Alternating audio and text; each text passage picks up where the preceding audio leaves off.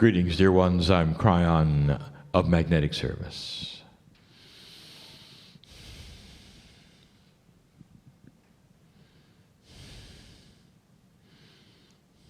We pause for a moment.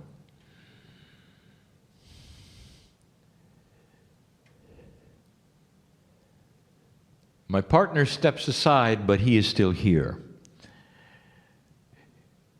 And this is a very difficult concept for anyone. When he speaks of it, it's difficult.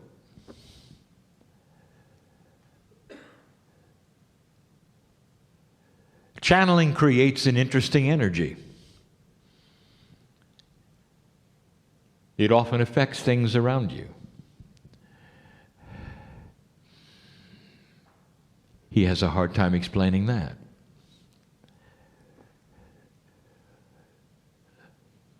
I want to talk about this. I want to talk about linear things. I want to talk about, again, assumptions. And it's all about you. Now, this is the end of a workshop, and I know that. I know who is in here, in the building. I know the energies that we are creating together right now. Some of them are strong enough to make batteries fail and alarms to go off. This is what happens with multidimensional things that are outside of linearity. There are energies that you develop that are unexplainable. Now, this goes two ways. It really does. And I really want to speak to you clearly about some things that are assumed to be linear, and they're not. There is teaching that has been given this weekend about so many pieces and parts of the new energy, both of the physical body, of the mind, the consciousness, the planet, and it can be overwhelming, especially for the light worker who is trying to linearize it all. One of the most difficult things for you to conceive of is that relationship that has been talked about all weekend. You have so many names for it. There's the higher self, there's the pineal, there's the innate, there's high consciousness, there's love. And the overwhelming thing about all of these is, as you listen to them, as you have teaching about them, you start to put them in boxes. Let me give you an example. Innate, the smart body for you, is connected to the pineal, and the pineal is connected to the higher self. It involves your intuition, and we have said that affirmations in this new energy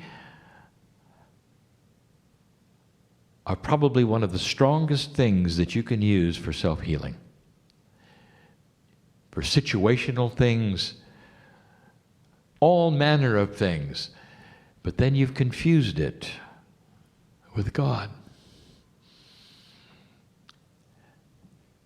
I want you to get out of the boxes for a moment and listen. Your cellular structure is not working efficiently, and it needs help. Your cellular structure is not God. Now, God is inside you, but the cellular structure is something that is now increasing in efficiency, in communication. Your innate is starting to marry more with your consciousness. I want you to put that aside for a moment. That is one issue. But the love of God, your purpose, your consciousness, your relationship with Spirit, that's a whole nother issue. Don't put them together. There are so many things that you want to put in a little box and then combine it with another little box in order to put another box on top of that box and say what comes first, what comes second, what comes third. If you do this, what happens over here? And that leads to something. It leads to a life where you are constantly asking the question, am I doing it right? Is it in the right order? Why isn't this happening now? I've done this, but this happened. Those are great questions for a linear creature, but not one who is an old soul on the planet, who is part of everything. Yes, dear ones, there are processes and procedures that you are learning to work with your innate. And that's what this was about today. You've taken pictures of them, you've written them down, and you walk out with some information that is so valuable about you and your cellular structure and your biology at this time in humanity. But dear ones, don't confuse it with the love of God. Listen to me. There are many here right now asking the question about what's next, why is this happening? And you're looking to the innate for the answer. Innate talks to your cellular structure. If you've got a health problem, you'll be talking to innate. But you're also going to talk to the consciousness that's connected to spirit. Between the two of you, the innate, the consciousness, and that part of you which is the love of God, all of you together are going to create solutions. Not just one. But there's one big one, an assumption I want to talk about right now. It's difficult to even describe where I'm going with this. So many in the room, so many listening, are trying to find out how to get past something. How to get over the wall, perhaps, of fear. Or how to broach something that hasn't happened and you know it's there, you can feel it's there. And you know how to do it. You come to a place like this, you learn about innate, you learn about the balanced breathing, you learn about all the things that a light worker in this energy is starting to realize that it's a whole body experience. But don't confuse that with the love of God. There are certain hurdles that you're trying to get through. And dear ones, innate cannot help you with that. Innate wants to heal your body. Innate wants to pull on Akashic things to heal your body. Innate wants to work with that which has happened before, even in this lifetime, in order to change cellular structure. You need it. You need to live longer. But don't confuse that with the hurdle of fear, especially the hurdle of enlightenment. I have got some information for you that is so difficult to communicate. So I want you to feel it. It's one of the only times that I have been in front of those sitting in the chairs where I've said your language is not sufficient. I want to communicate something to you, a way to get through the hurdle, a way to walk through this, to get to that place that is next. So many of you are frustrated. I can see it in you, in the Merkaba. There is a frustration. You're just not quite sure of what it is. It goes beyond language. And so I'm going to give it to you, both with language and with what I will call the third language. Now, the third language is not a language at all. It's a catalytic energy of communication that Spirit uses with you that goes into the very consciousness of those who are ready to receive it. It's the big aha.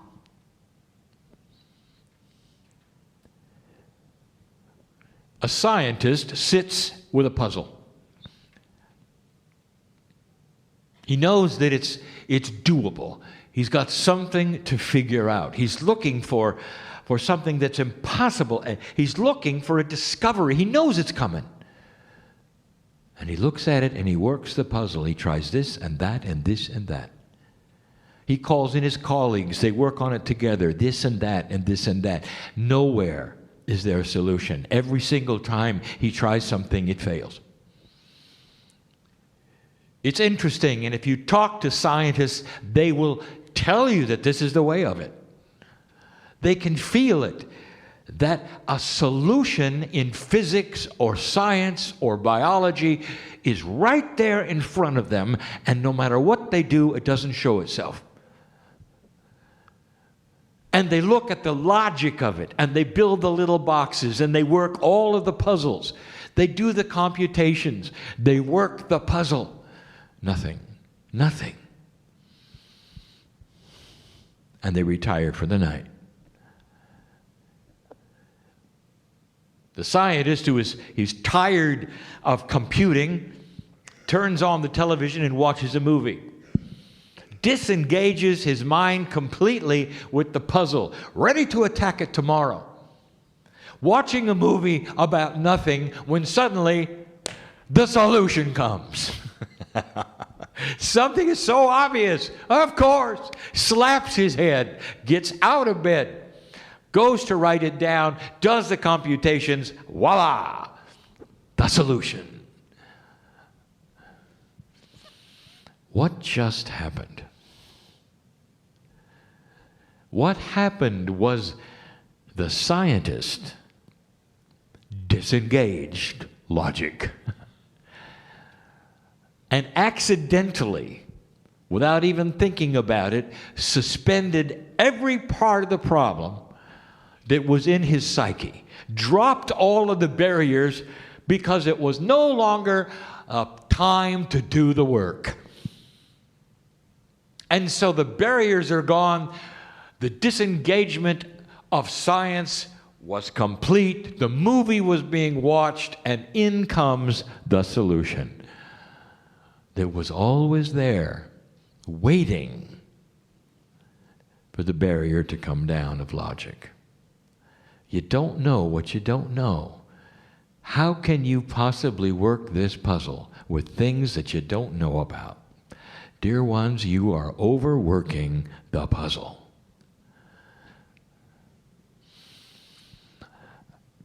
I want you to just suspend your logic for a moment and follow me.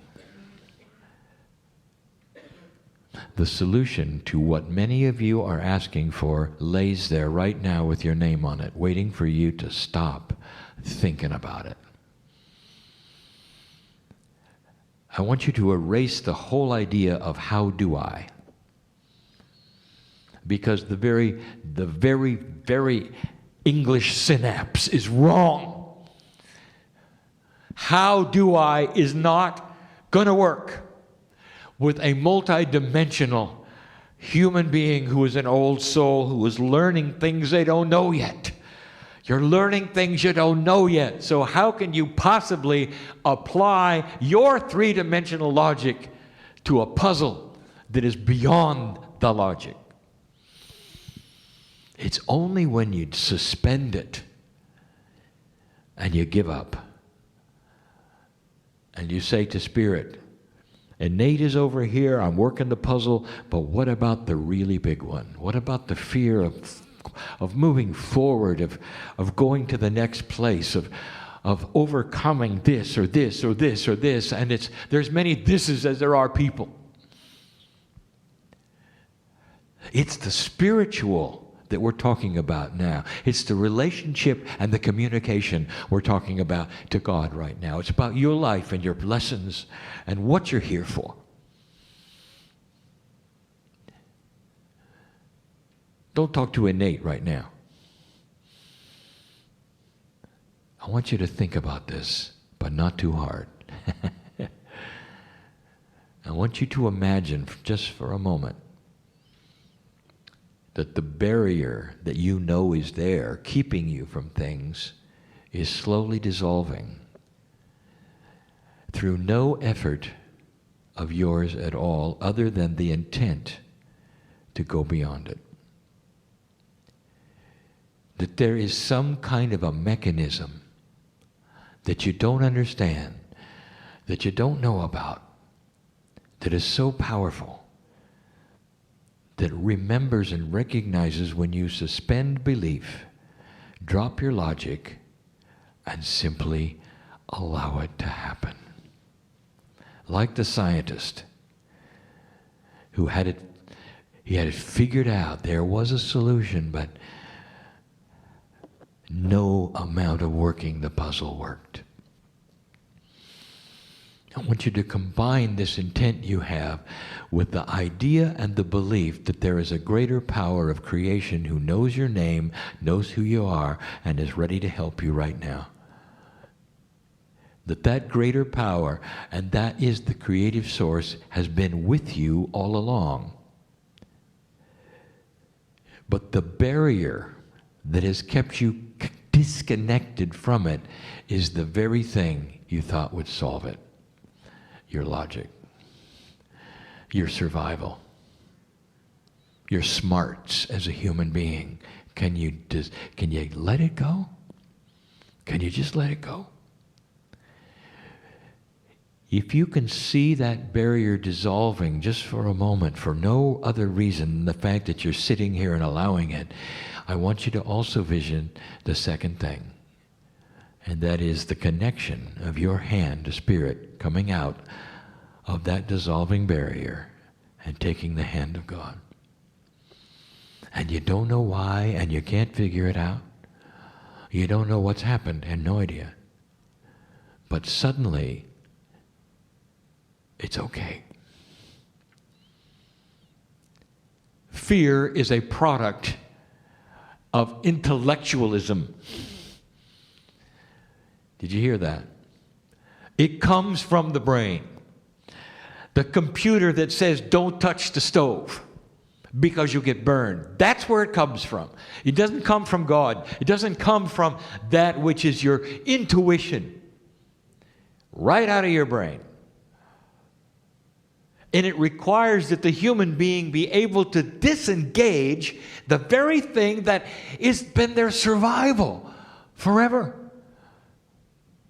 You don't have to disengage and walk around without it just for the moment. You got to learn to balance the survival instrument with the heart, with the pineal, letting the trilogy work within you. There are people in this room who have been waiting to hear this who will heal because of it. Did you hear me? Aren't you tired of trying? Could it be this simple? And the answer is it's not simple to drop survival. But it's an elegant solution. When you figure it out and you slap your head and go, wow, all I had to do was let go. I'm talking to those right now who are here sitting in the seats, and there's thousands more who are listening and will listen to the message of who's sitting in the seats. This isn't for the masses. This is for you. I know who you are. Spirit knows who you are. There's a celebration, the fact that you came here to listen to this message, and some will get it and some won't. What you came for today can happen right now if you let go. Some of you will walk out of here saying, well, that was a nice message, but I'm not sure I can let go, and not aware that you did. Because it starts to change right away. And you'll feel it tonight before you go to sleep. I dare you. Put your hand on your heart tonight before you go to sleep and say, thank you, Spirit. I got what I came for. And if somebody overhears that and say, well, how did that work? You can say, I have no idea. But it works. Don't try to figure out how things happen, or they won't happen. Not in this energy. Not where this is going. You're going to have to cross that missing bridge. And if you don't know what I'm talking about, it was a channel given in 1994, 95, again in 96. Some of the first things I told you was to trust the unknown and know that you're in the hands of God. And now it comes full circle. That's the message. There's so many of you needed to hear that right now, tonight. You don't have to be stuck where you think you're stuck. Not when you let it dissolve like this. Not when you trust the unseen and never ask, how do I do this? You can raise your hand and say, thank you, Spirit, for doing what I need in my life now. I don't know why I ever doubted it. And you walk away, and some of you will say, it's an incompleteness if I don't know how it was accomplished. The more you do this, the less incomplete you will feel. And there'll come a time when you will count on the unseen that makes no sense at all, where you'll be able to drop your survival instrument and ignore your brain, who tells you that this is foolishness, and realize that the brain is in 3D, but you are not. A new integration is upon you. The unseen things come into your life and begin working. And you haven't got a clue why, except that you know you're connected. That's all you have to know. And somebody asks, how did you do this? And you can say, I'm connected. That's how I did it. And you know what the others will say? They won't say, well, I'm not going to do it because I don't understand it. They're going to look at you and say, you did it. And they're going to say, show me how to get connected. And that's what the old soul is here to do. It's a cryptic message, isn't it? And some of you got it through the third language and feel it and know it and are accepting it and are having a change right now. And some of you are going to get it later. I guarantee it. Because we got some stubborn ones here. Not for long. You may have to listen again. And the same language of the three will be available for you then. This is the beauty of working with those who are old souls. There is an accumulation of wisdom, stubborn as it may be, that starts to then make sense with time. I am Kryon giving you the truth this day about an evolving human spirit who is starting to become more multidimensional than ever. It is the beginning. Color is coming to this planet, and the old souls have the crayons. That's no relation to Kryon. But it sounds a lot like it, doesn't it? And so it is.